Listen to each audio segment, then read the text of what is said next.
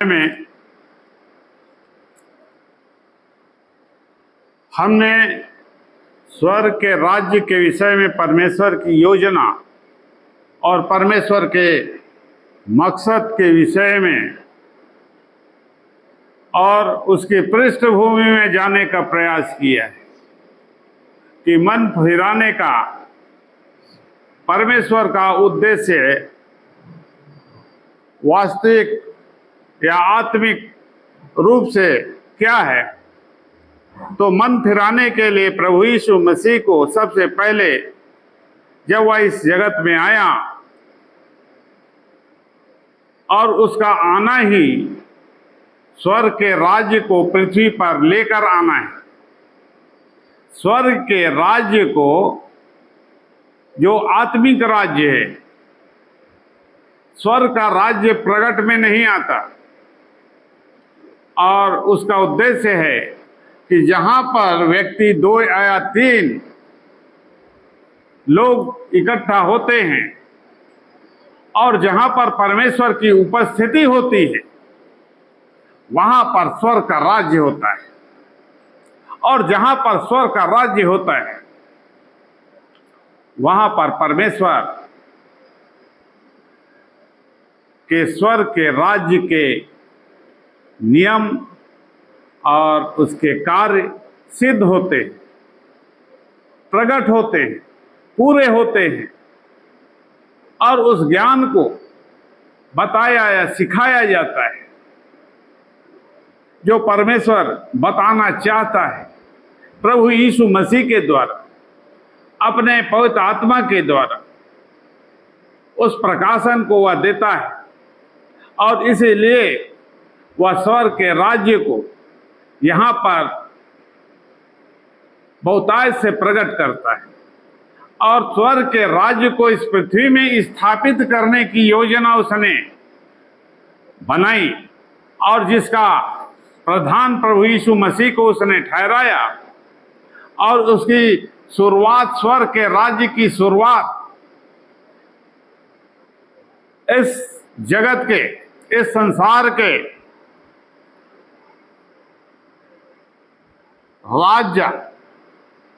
राज्यों के द्वारा जो यहाँ स्थापित किए गए, जो पहला राजा हुआ वहां से उसकी शुरुआत परमेश्वर ने इस प्रकार से की कि वह राजा जिसे पृथ्वी भर का अधिकारी उसने ठहराया, उसे उसने दर्शन देकर बताया कि और यह भी बताया कि सारा संसार उस समय और वहां के हर प्राणी, पशु पक्षी, पेड़ पौधे सब कुछ उस राजा के अधीन कर दिए गए।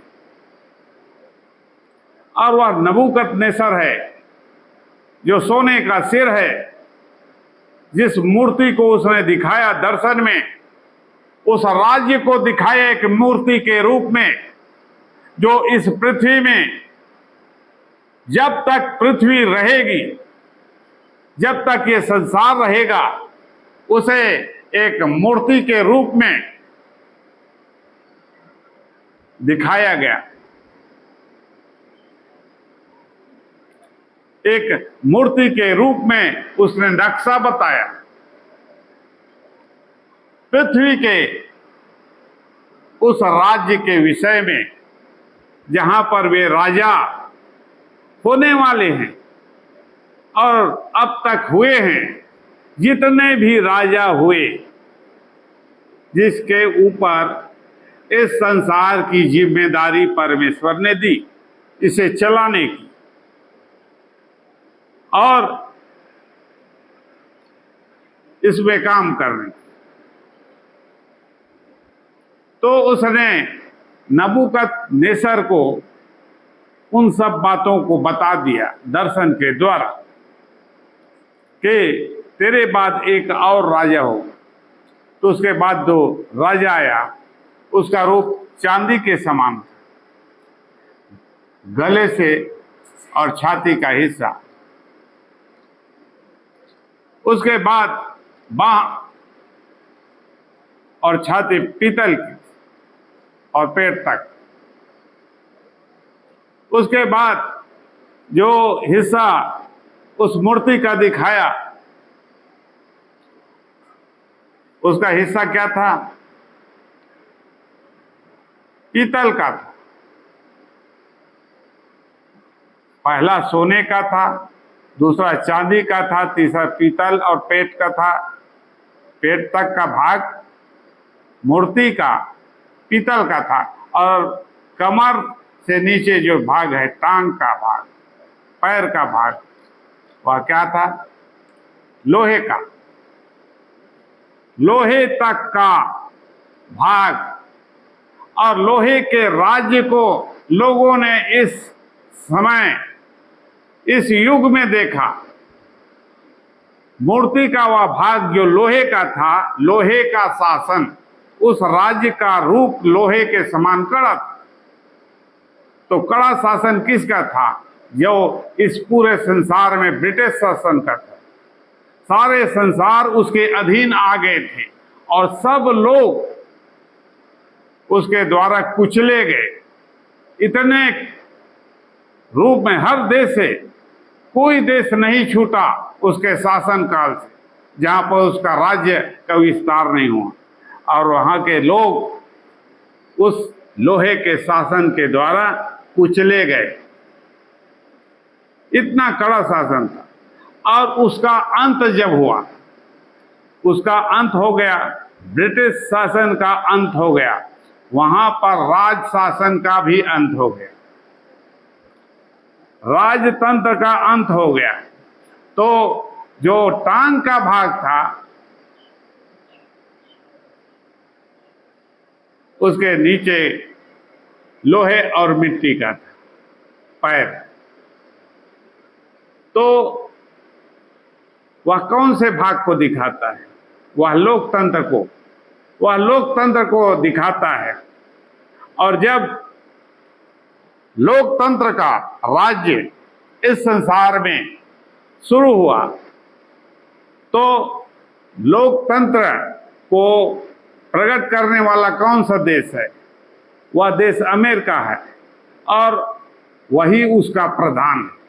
लोकतंत्र का जो प्रधान है, अमेरिका का जो प्रधान, वह लोकतंत्र का प्रधान है। तो वहीं से लोकतंत्र की शुरुआत हुई और फैल गई इस पृथ्वी में, और सब लोग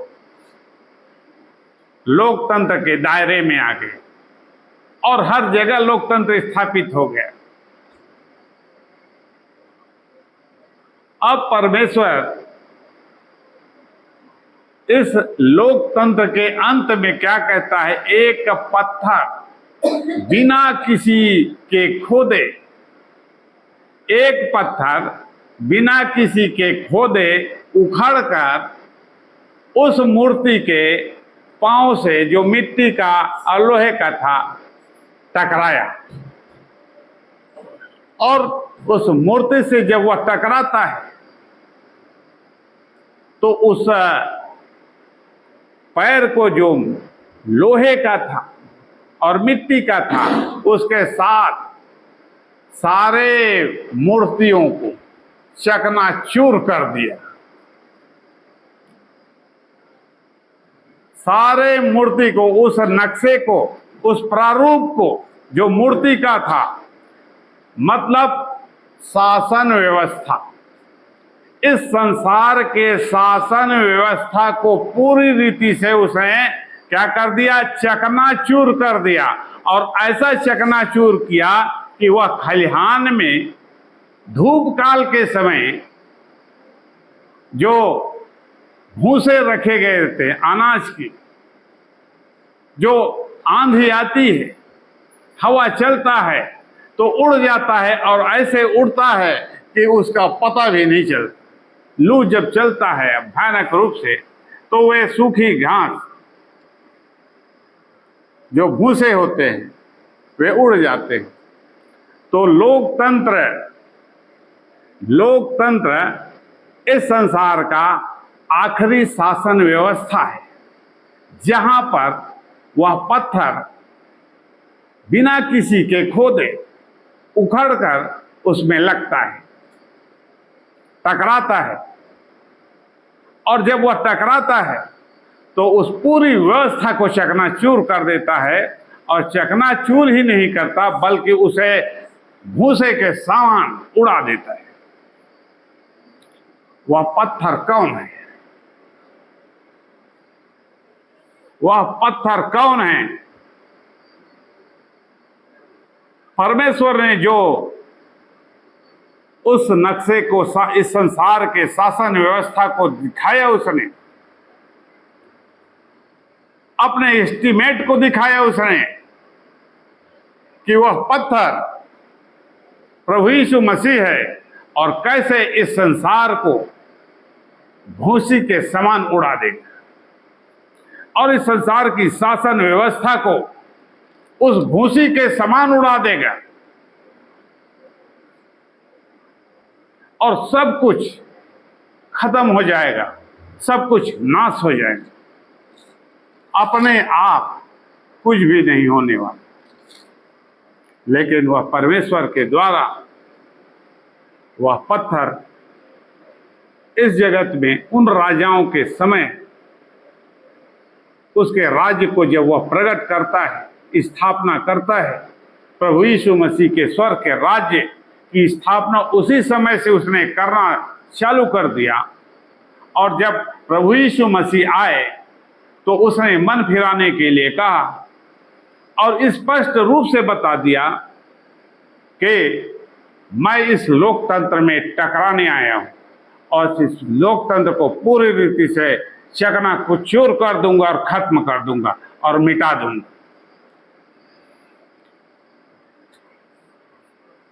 जिस पर वह गिरेगा, वचन में लिखा है, जिस पर वह गिरेगा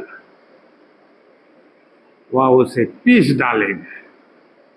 और वह इस पृथ्वी पर गिरता है, इस शासन व्यवस्था पर गिरता है और वह चकनाचूर कर देता है इसे, और उसे चकनाचूर करके पीस करके हवा में भूसी के समान उड़ा देता है। वह समय एकदम निकट आ गया है। उसने यहां अपने स्वर्ग के राज्य की स्थापना की, स्वर्ग के राज्य की स्थापना की, आत्मिक राज्य को इस जगत में इन सारे शासन काल के बाद, पूरा होने के बाद स्वर्ग के राज्य की नींव डाली। उन राजाओं के दिनों में शुरुआत से उस नींव को डाला जब उसने अंतिम समय में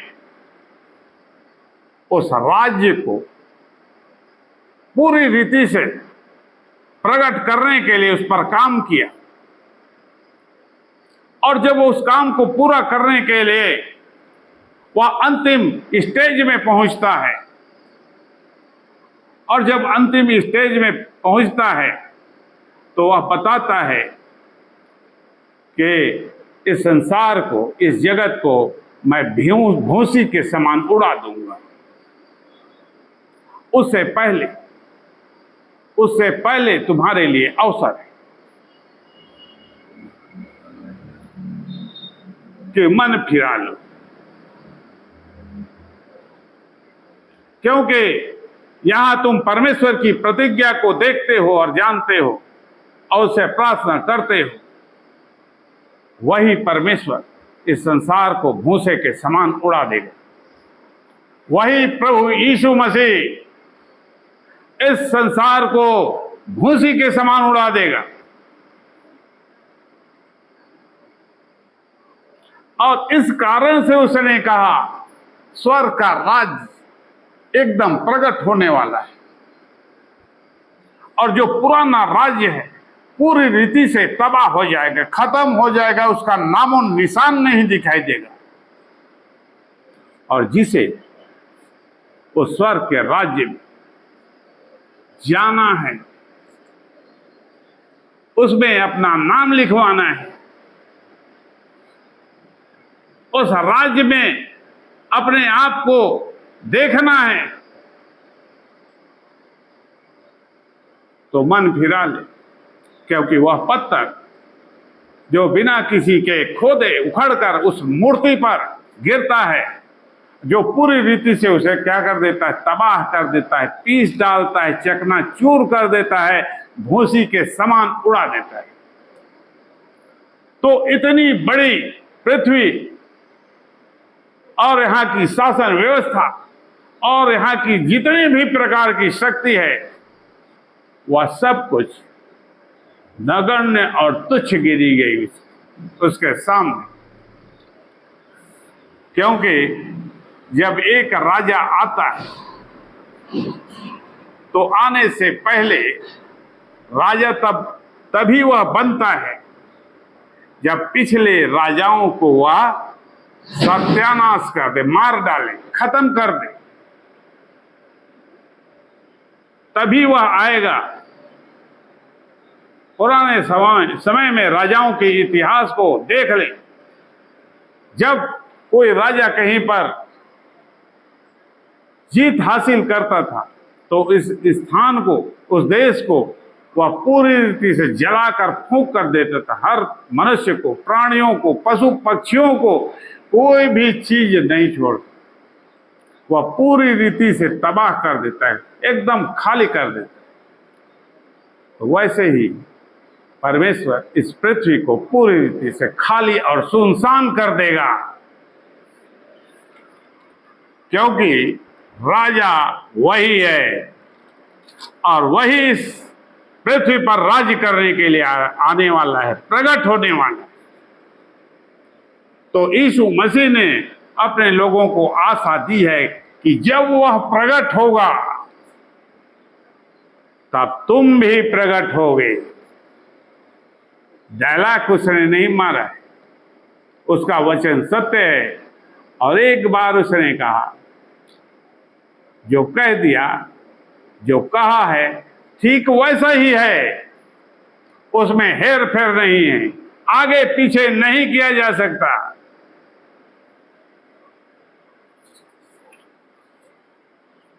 तो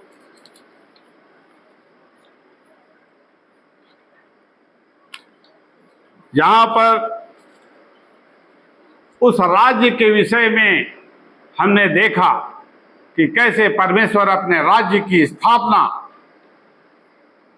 इस पृथ्वी पर करता है और इसकी घोषणा भी कर दी है। यशायाह 9 अध्याय 6 और 7 तक कि उसका राजा कौन होगा, और उसे राजा के रूप में दिखा भी दिया था यीशु मसीह को।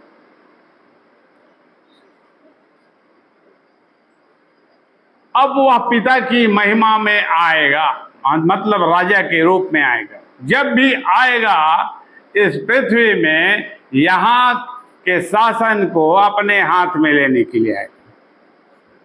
और जब आएगा तो अपने विरोधियों को पहले तो मारेगा, नाश करेगा, खत्म करेगा। जो भी करना है उसे, वह अपने विरोधियों को किसी रीति से नहीं छोड़ेगा। यशायाह 9 अध्याय 6 और 7 पद। क्योंकि हमारे लिए एक बालक उत्पन्न हुआ, हाँ, हमारे लिए एक बालक उत्पन्न हुआ, हमें एक पुत्र दिया गया है,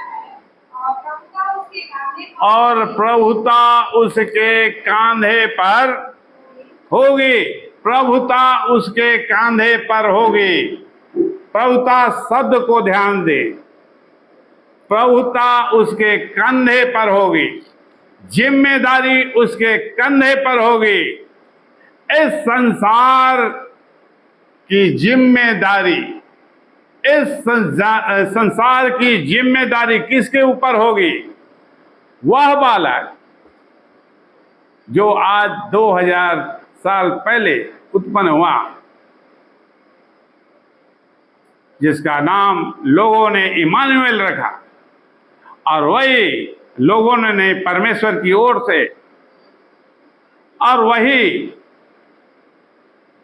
इस संसार में राज्य करने वाला,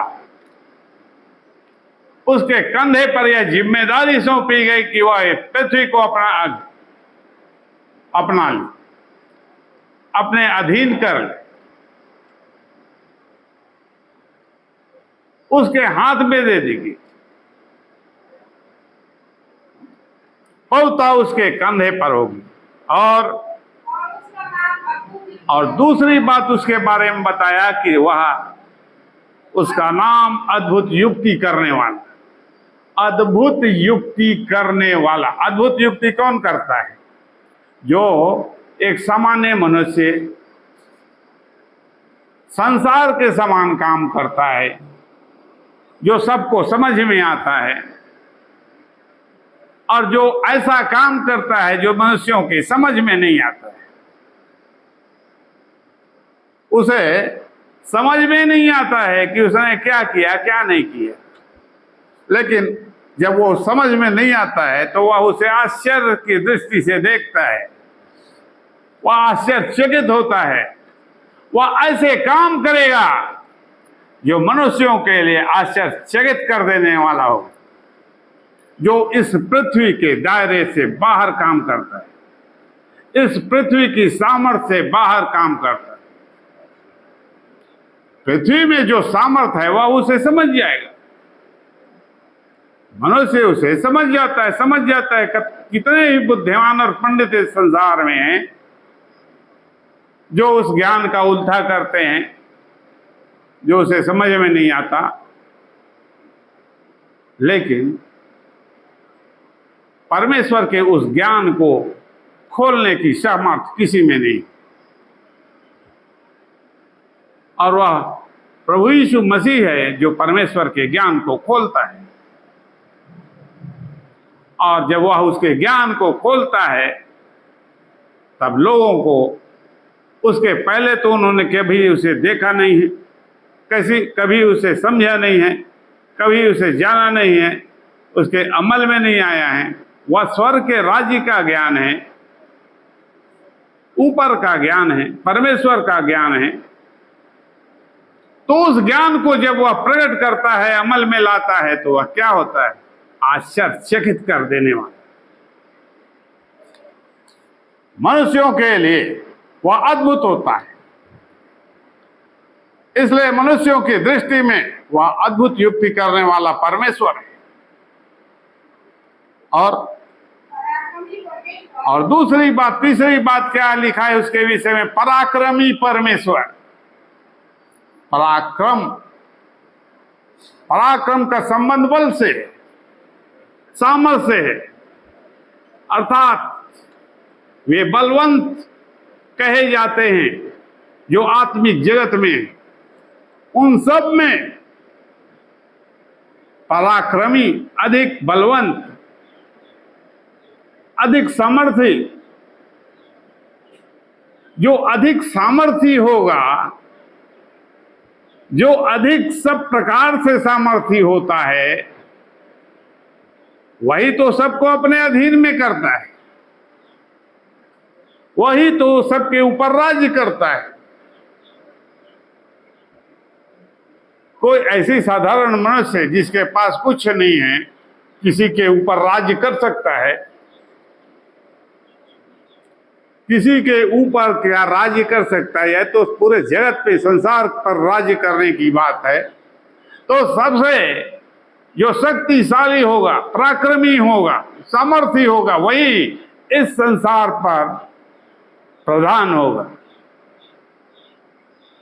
और उसके ही ऊपर, उसके ही कांधे पर जिम्मेदारी होगी, और वही राज्य करेगा।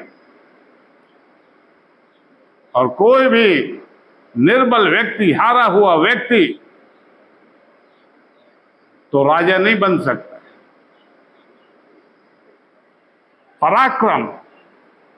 पराक्रम दिखाएगा तभी तो पराक्रमी होगा। तो पराक्रम क्या दिखेगा? ये संसार के जितने राजा और बलवंत हैं और आत्मिक जगत के हैं, वे सब उस राजा के पराक्रम को देखेंगे। और जिसके विषय में लिखा है, क्या लिखा है? जब वह दिखेगा तो इस संसार के सारे कुल के लोग छाती पीटेंगे, विलाप करेंगे जब वह प्रकट होगा। क्यों ऐसा क्यों करेंगे? जब उन पर ऐसी भयानक आपदाएं, ऐसे भयानक विपत्ति आएगी, तो उन्होंने तो अभी तो जैसे सोचते हैं कि हमारा राजा तो मोदी है,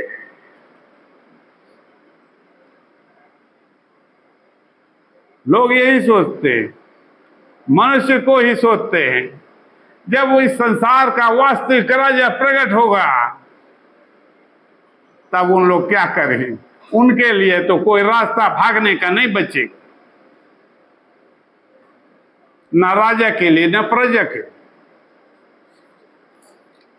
और आगे बहुत कुछ इन लोगों के विषय में जो संसार में हैं, संसार पर राज्य करते हैं और जो अपने आप को बलवंत कहते हैं, बताते हैं, उन सब की हवा निकल जाएगी।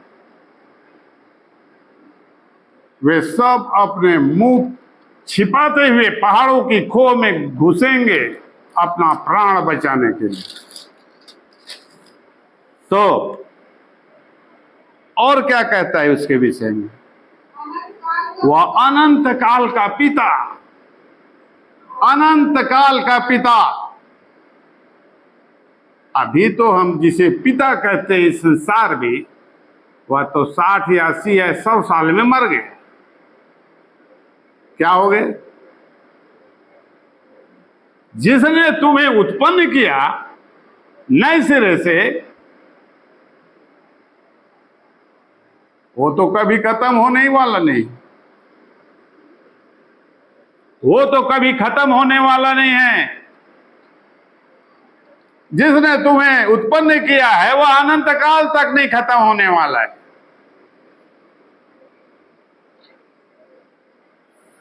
वह अनंत काल का पिता है।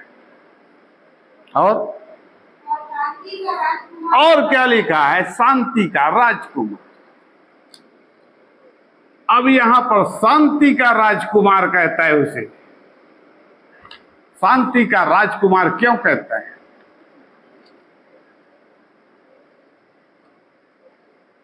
इन सब के बावजूद इस पूरी जगत में, पूरे संसार में और सब प्राणियों में और सब मनुष्यों में उसने शांति उत्पन्न करने के कारण को सिद्ध किया कि कैसे कैसे किसी का मन शांत हो। जब कुछ ना कुछ किया, उसमें काम किया जाएगा, उसे अमल में लाया जाएगा, कुछ पुख्ता इंतजाम किया जाएगा, तभी तो उसका मन शांत होगा। जो बहुत दुखित है, क्लेशित है, दुख में है,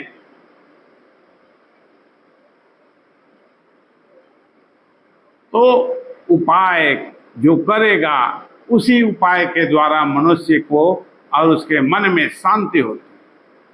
यहां तक परमेश्वर ने इसके विषय में क्या लिखा है वचन में कि सारी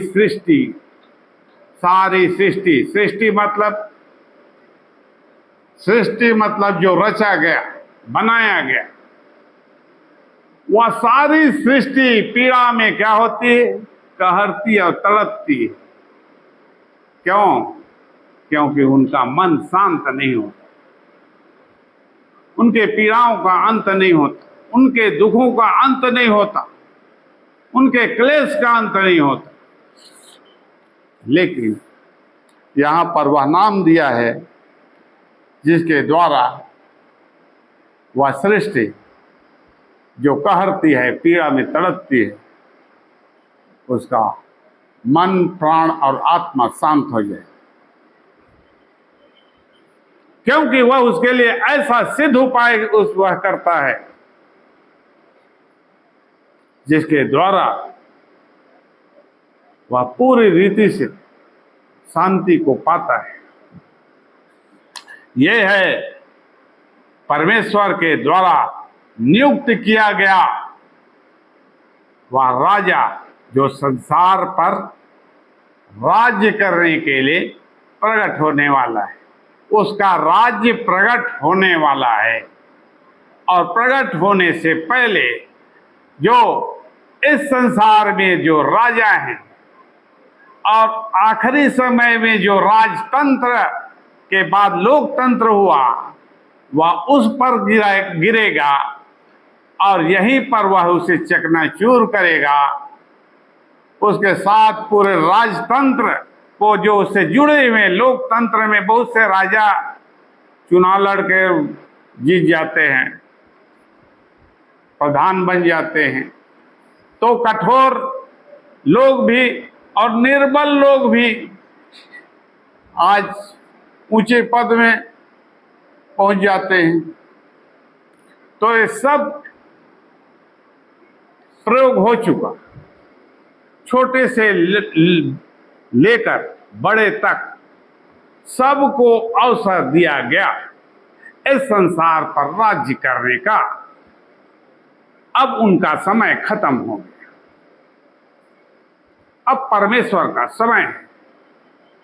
और समय जिस दिन उसने समय रखा है, उस दिन इस संसार और इस संसार के राजाओं को क्या कर देगा, वह चकनाचूर करके पीस डालेगा और भूसी के समान उड़ा देगा। यह है परमेश्वर का प्लान। यशायाह 60 अध्याय 12 पद।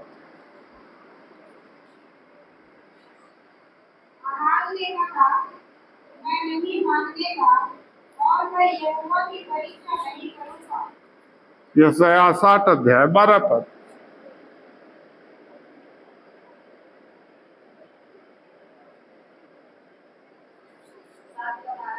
60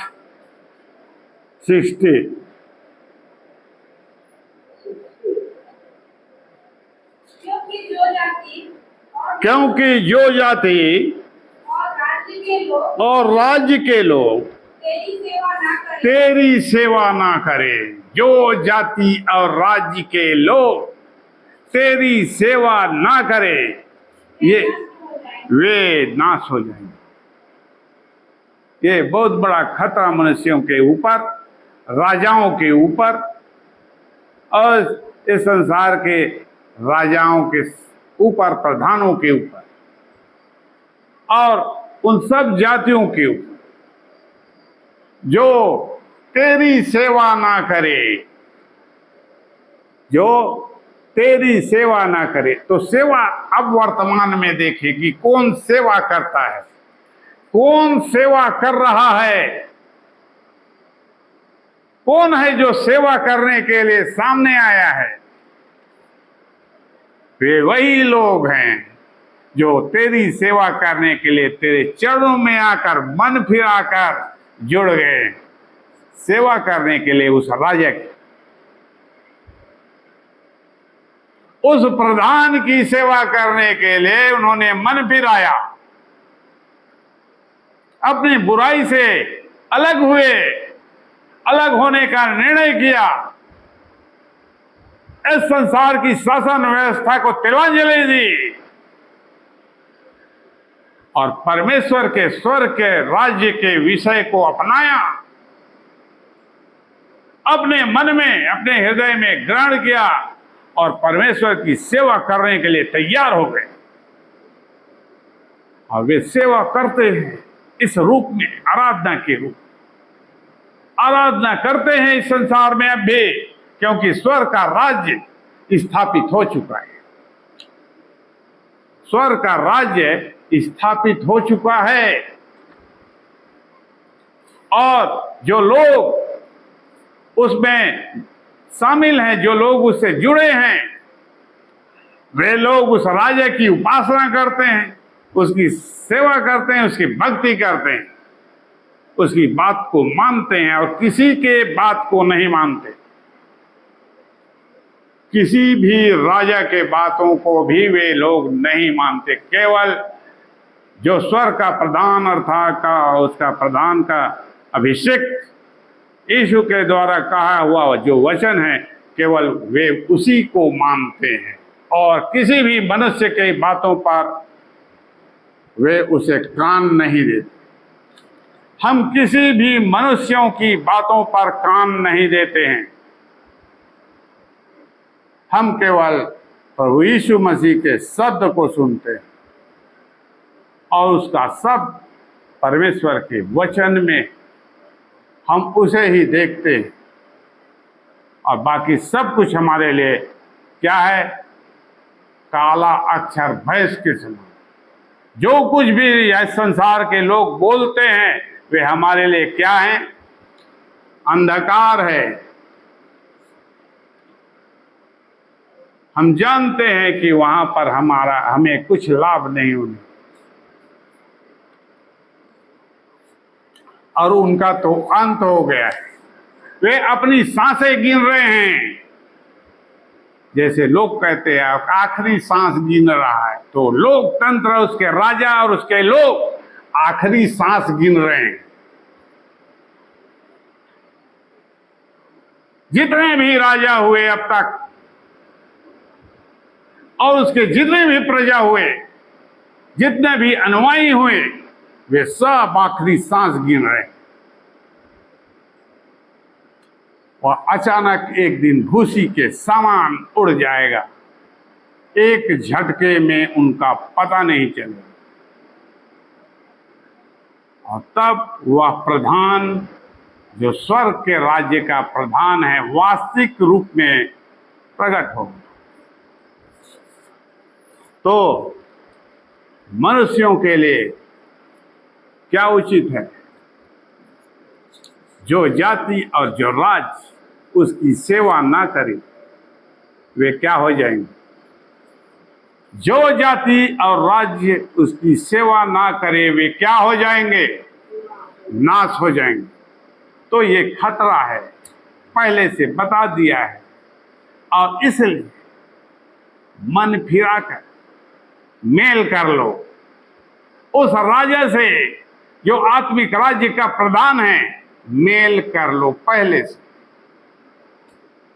ये उसका प्रकाशन है, ये उसका मकसद है प्रत्येक व्यक्ति के लिए, संसार भर के लोगों के लिए, हर मनुष्य के लिए। और उनका कर्तव्य क्या, कर्म क्या है?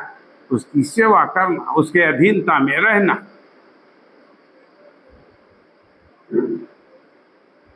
तो ये है परमेश्वर का वह राज जो प्रकट होने वाला है। और उन जितने भी राजा और शासन तंत्र हुए वे सब अंतिम सांसें गिन रहे हैं। आज का वचन यही था।